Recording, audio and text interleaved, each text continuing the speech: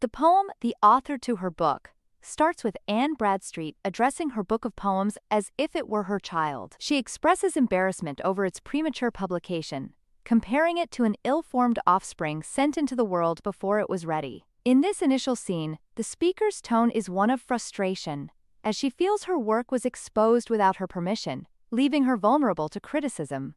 In the second scene, Bradstreet reflects on her attempts to revise and improve the poems after their publication. She describes this process as a kind of maternal care, where she tries to mend the flaws in her child. The intimate setting of her writing desk becomes a metaphor for the nurturing, yet imperfect relationship between a mother and her creation.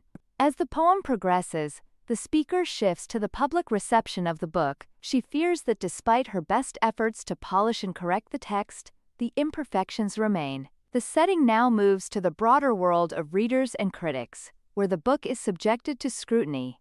The speaker is filled with anxiety about how her work will be judged.